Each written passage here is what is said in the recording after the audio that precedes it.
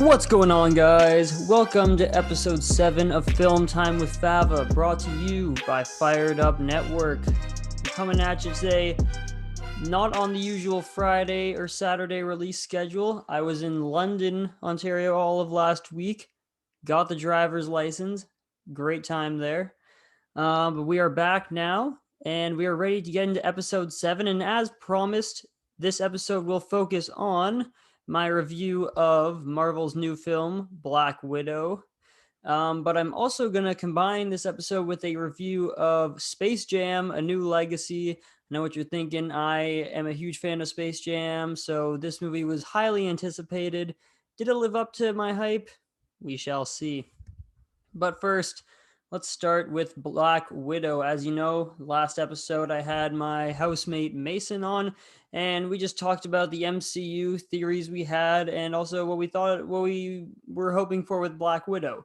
And I think we both kind of said that we were looking forward to the movie, but that we feared that it might be more small scale and not be valid enough to be a movie within the MCU as a standalone title, more of a title just meant to push narratives outside of the film itself. And actually, before we get into Black Widow, Loki ended the on Wednesday, and that was an amazing finale. We finally got to see Kang the Conqueror introduced into the MCU. So excited to see where that goes within the next films and just in general. I feel like the MCU is going to change a lot with the ending of Loki there. And we also got confirmation that Loki will be back for a second season. We don't know when that's coming yet, but it is confirmed.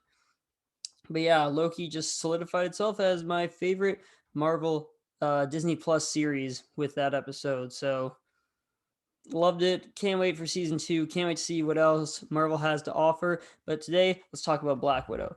So, as you know, Black Widow, directed by Kate Shortland, stars protagonist Natasha Romanoff, played as always by Scarlett Johansson.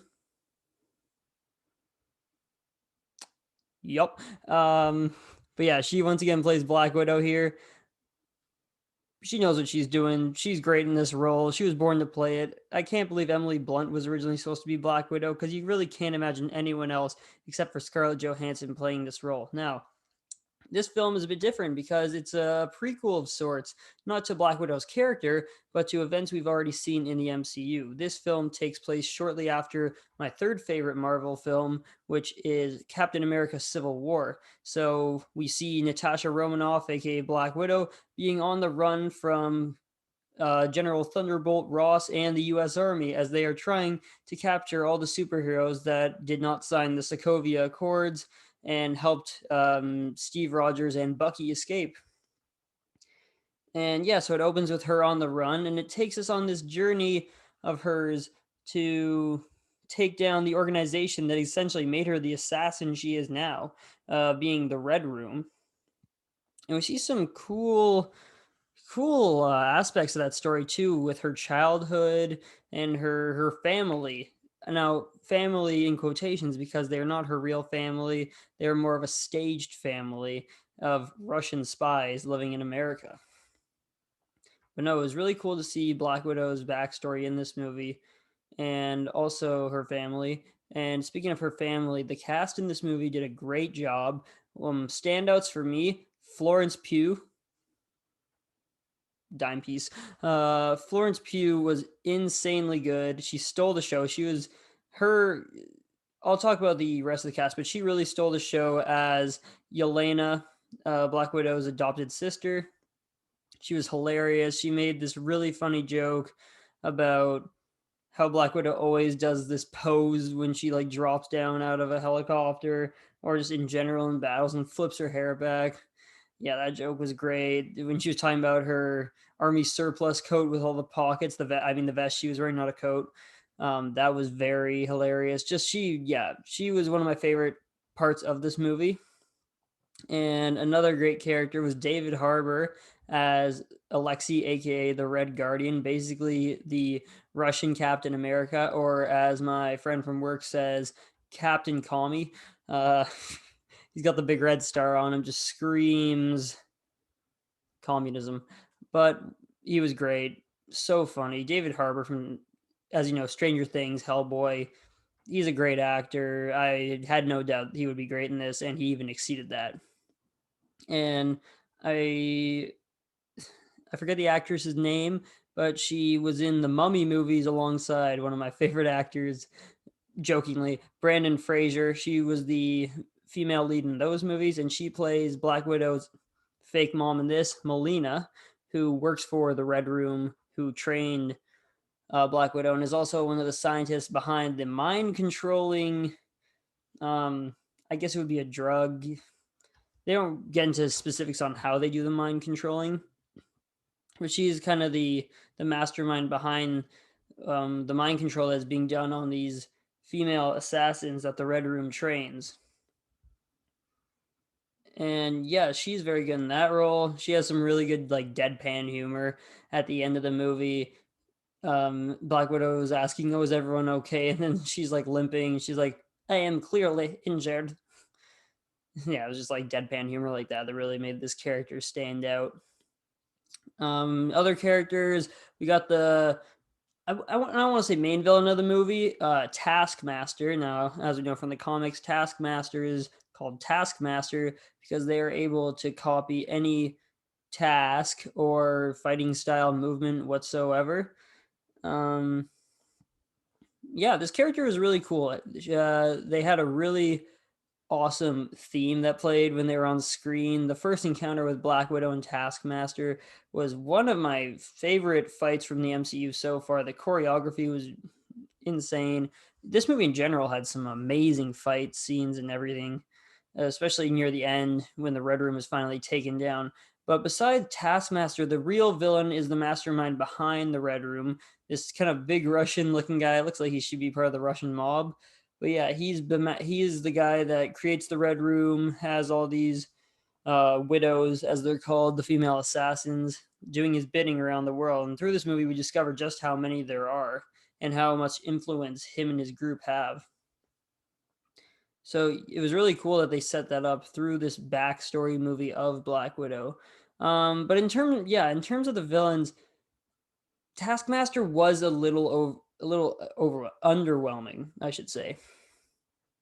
As uh, spoiler alert, she didn't end up being the main villain of the movie, and also the person who ended up being Taskmaster, who is the Red Room mastermind guy's daughter, who Natasha actually blew up, but she's alive in the past with Hawkeye.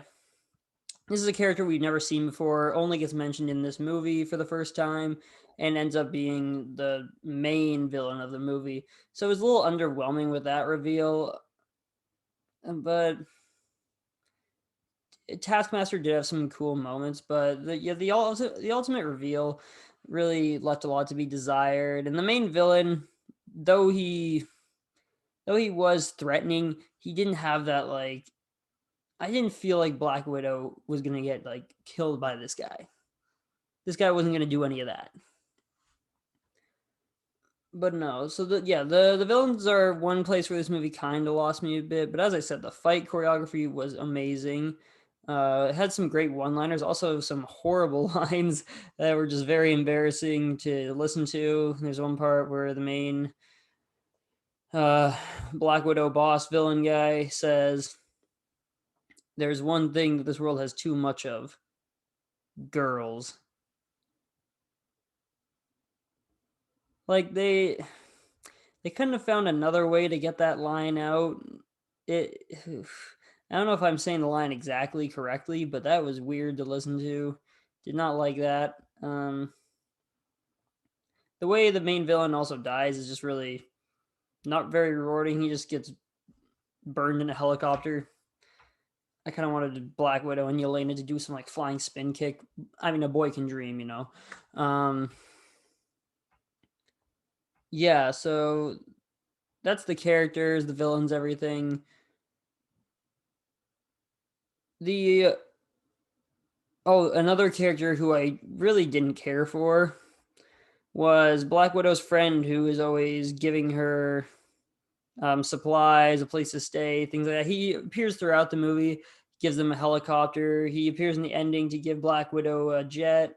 But it's kind of implied that like they've been friends for a while, but we're only seeing this guy for the first time, and he's honestly really cringe. He no discredit to the actor. I feel like it's how he's written, but like he makes jokes like Black Widow says, "Oh, you're a good friend," and he's like, "Oh, that's what every guy wants to hear."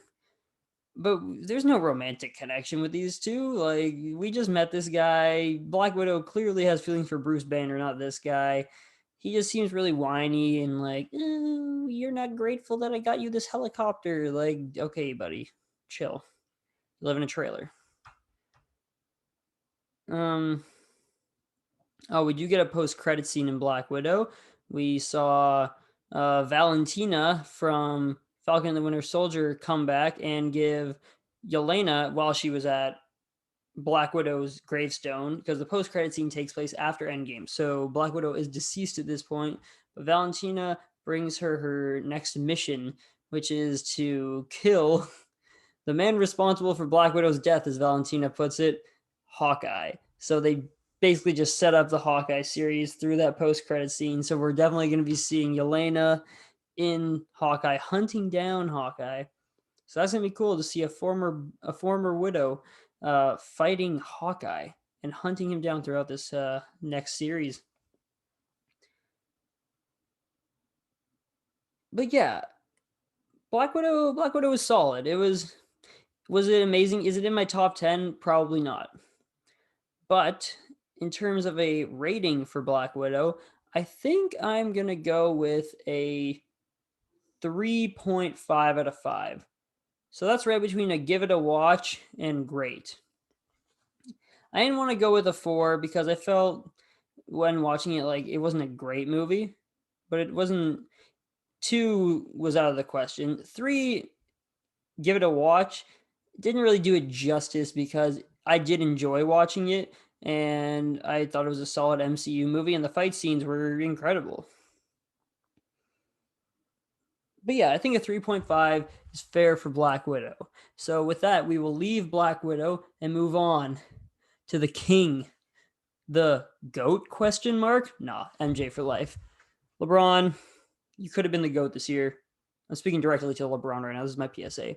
LeBron could have been the GOAT this year. Honestly, at the beginning of the NBA season, I predicted that it would be the Lakers and the Nets in the finals, and I thought LeBron would defy all odds and beat James Harden, Kyrie Irving, and Kevin Durant to win his I want to say fifth championship. Yeah, 2 on the Heat, 1 on the Cavs, 1 on the Lakers. Yeah, this would have been his 5th. If LeBron had won the finals this year against Brooklyn, or if he just won this year in general, I think you got to put LeBron in the GOAT conversation. But that did not happen. LeBron got first rounded by the Suns, who are now, mind you, in the NBA finals. But come on, LeBron. Regardless of that, we're going to review Space Jam: A New Legacy. The movie, I'd say it's been my most hyped up movie of the summer, since I am such a massive basketball, especially Raptors fan, and fan of Michael Jordan and Space Jam. And I've always wanted a Space Jam sequel. There's a lot of haters online that didn't want this to happen. They wanted to keep the classic as it was, but no.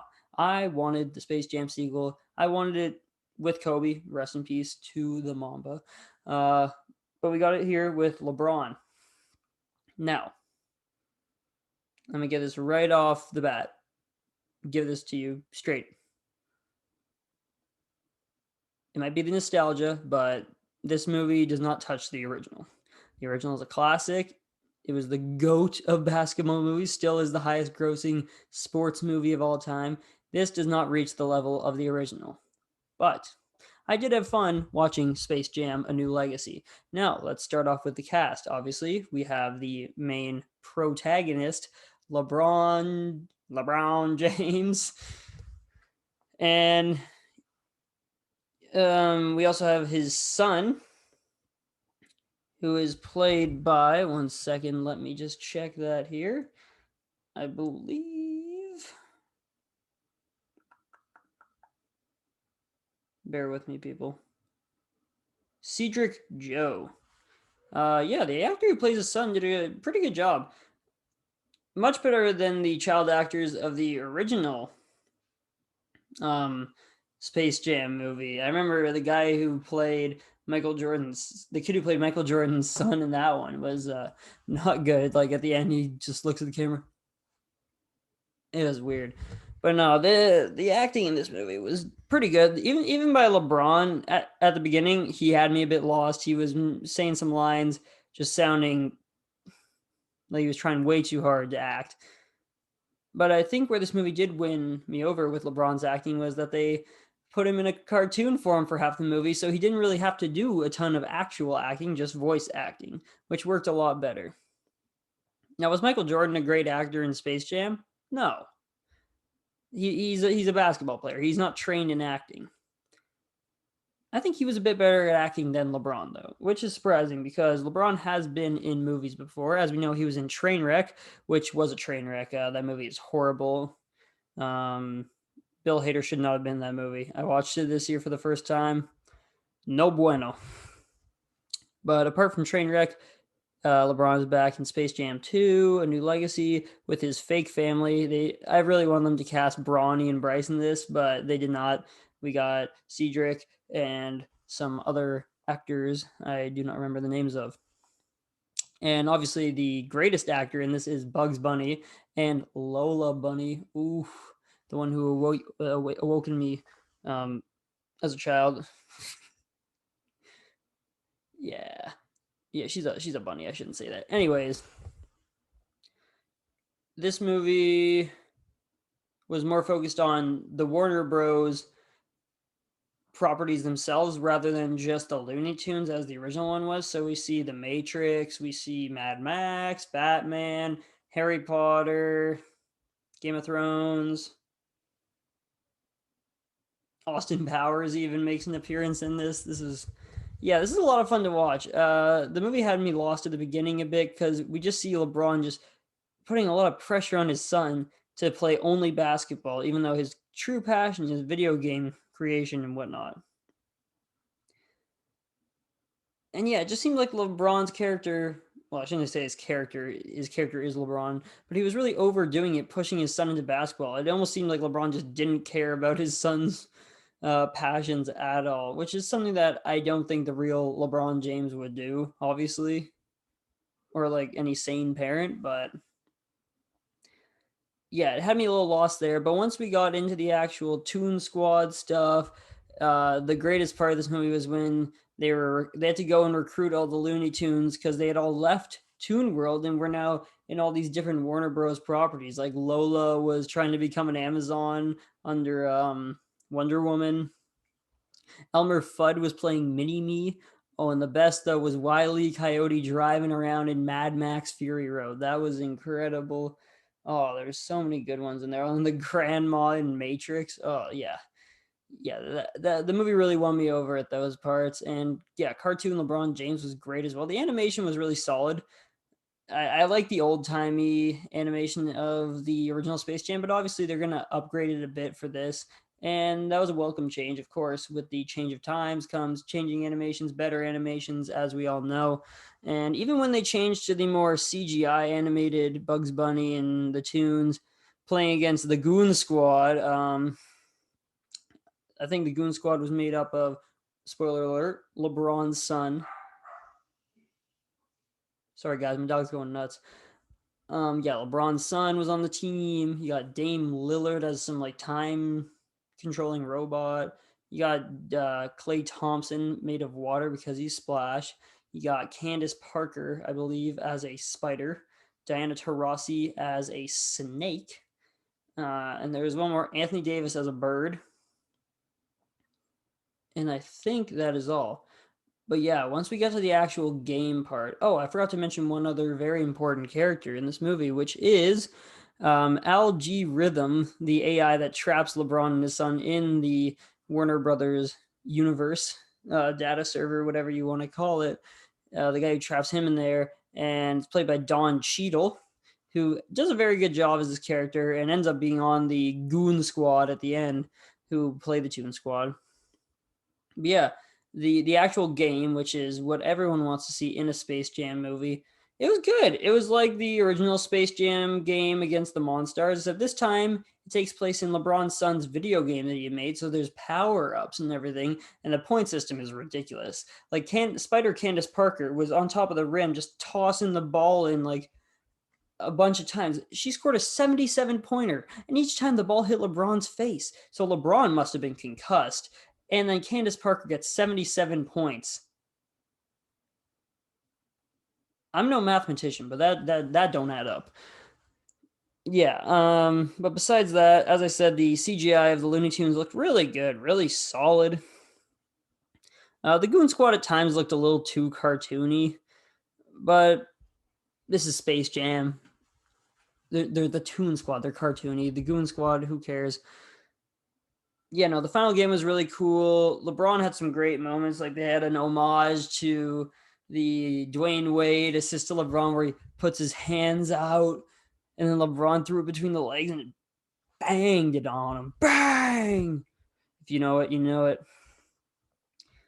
Yeah, LeBron, when he was playing basketball, you could tell he was in his element, even if he was playing against a bunch of cartoons. That part was still really nice to see that again. And we got some great guest appearances. The whole crowd is just made up of Warner Bros. Properties. So we see King Kong in the crowd. We see the Flintstones pulling up to the game. We see Robin. We see the Frost Giants from Game of Thrones. Yeah. Oh, Jim. We see the Mask in there from the movie The Mask. Yeah, the crowd was really cool to see. And one part of this movie that I see why at the end it has to be LeBron that makes the final basket, but Bugs Bunny basically has this thing where basically they have to use this move. It's the step back three. And if you do it though, LeBron's son messed up his programming for the game. So if you do that move, your character gets deleted. It's a really weird thing that they had to put in there so that there was more tension at the very end of the movie. But basically, LeBron's like, no, I'm taking the step back. Like, I got to free my son and all these people from the data server. So I got to be the one to make the play. But then you see Bugs Bunny give him this look off the inbound. He's like, we know what's about to happen. So Bugs Bunny steals the ball and he hits the step back. And I was like, oh my God, Bugs Bunny just sacrificed himself for the team. Like, this is the greatest moment in sports history. Like, so he shoots the three, and I was like, oh my God, Bugs Bunny is the hero of this movie. This is insane. I thought it would be LeBron. But then, of course, Bugs Bunny's shot is short, but he throws up an air ball. LeBron catches it like a lob, goes between, not between legs, goes about to dunk on him. Algae Rhythm jumps up out of nowhere, grabs LeBron. Yeah, that's another thing. The refs, as usual in Space Jam movies, don't call fouls here. But yeah, LeBron jumps up, gets grabbed, isn't about to make it. Son comes in clutch, throws the boost jump power up at him. LeBron gets the boost, buzzer beater dunk to win the game. It was insane. But then we see one of the saddest moments. We see Bugs Bunny rising to the heavens because he got deleted from the universe. So Bugs Bunny dies. Spoiler alert. But of course, he comes back at the end. He appears in the regular world and is like, yeah, LeBron, let's go hang out. I thought we were seeing the death of Bugs Bunny, guys. I was almost crying at the end of this movie. It was sad to watch. He died in Lola Bunny's arms, but then got resurrected somehow, I guess. So that was a little like I felt a little cheated emotionally, but yeah, I didn't want Bugs Bunny to die. But yeah, the movie, yeah, it's a solid. I shouldn't say it's a solid movie because the movie itself, as a film, not the best at all. But neither was the original Space Jam. But nostalgia wise, I was very pleased with this. As I said, it's not better than the original. You can't beat the original Space Jam. But I liked it. It was fun to watch. The acting at times was a little shaky, a little dicey. So I decided I'm going to give Space Jam: A New Legacy, the long awaited sequel to the classic sports, legendary sports movie. I decided to give Space Jam: A New Legacy a 3. give it a watch. I was going to go 2.5, but that's halfway between not good and give it a watch. So I'm going to give it a 3. So yeah, definitely give Space Jam: A New Legacy a watch. I'd say if you're not a Space Jam fan or a basketball fan, though, you might not be too fond of this movie, or if you just don't like cartoony movies in general, maybe stay away from it. But if you're like me, you'll have a fun time with this one. I'll definitely watch this for years to come. Obviously, I'll watch the original Space Jam more, but this one will be definitely added to the library. So yeah, just a little recap there. We gave Black Widow a 3.5 out of 5, and Space Jam: A New Legacy gets a 3.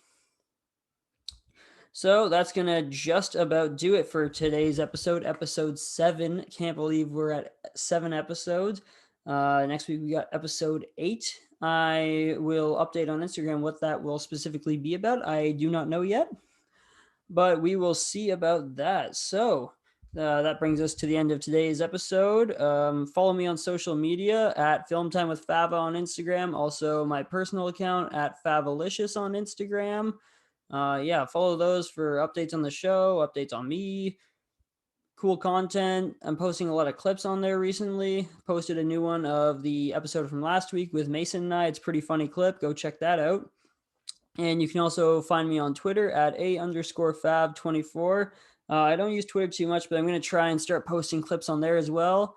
And I might make a TikTok. I'll update people on that next week. So, as always, I'm Anthony Fava. This is Film Time with Fava, the greatest podcast in the world. Sure.